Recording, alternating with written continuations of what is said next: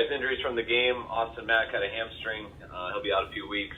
And Sam Schluter had some knee tendonitis. He's day-to-day. We expect to get back in practice this week. E-Man, Armstead, Charlie Warner, Jalen Moore, Curtis Robinson, and Dante Johnson.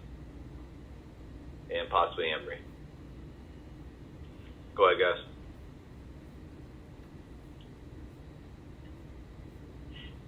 Kyle, what did you find most useful about the game last night after watching the film compared to the 2 practice sessions that you guys had? Just giving guys more opportunities.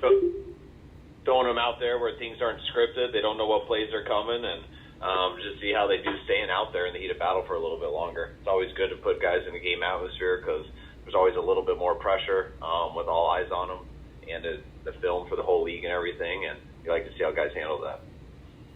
As far as the backup quarterback position or competition, we've seen Nate Sudfeld, and he's accurate. He's got a high completion percentage in the practices. Do you want him to be pushing the ball down the field more? I mean, what are you looking from him to do better than he's done?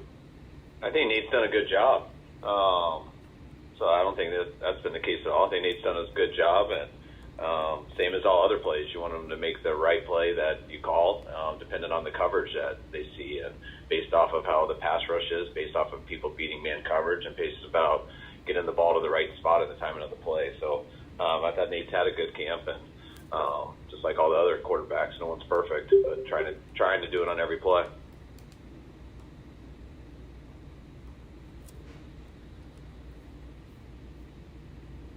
Kyle, how did Spencer Burford and Aaron Banks look yesterday, especially for Spencer, week 1 to week 2? Did you see him make a jump in pass protection?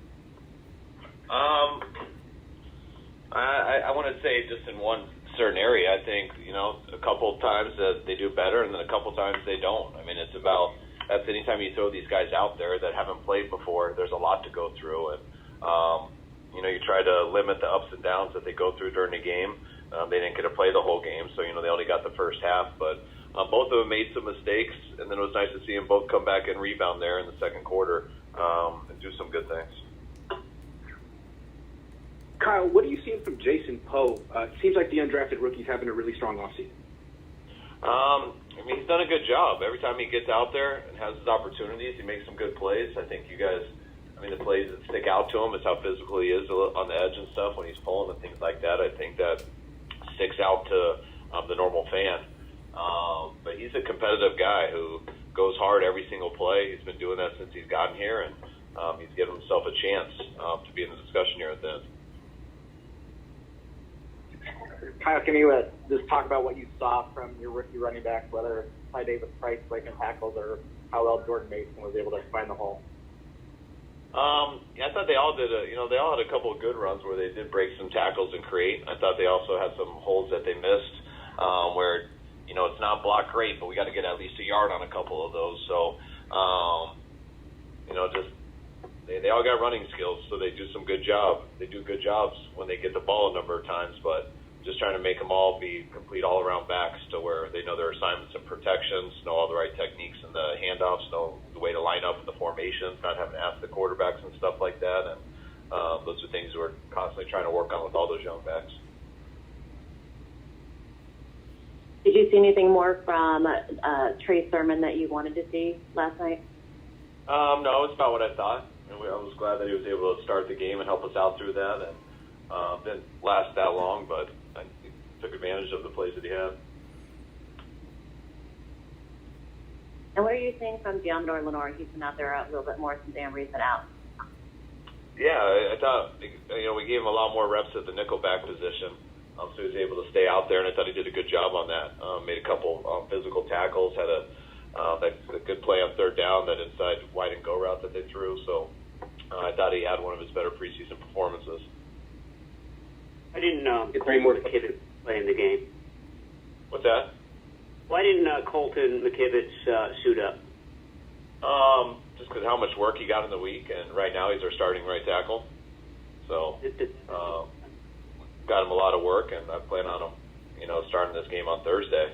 So that's kind of the dilemma I was telling you guys about a lot of that stuff, that just with these games and where they've been put for us with 3 of them in 13 days, we've had to balance all that stuff out.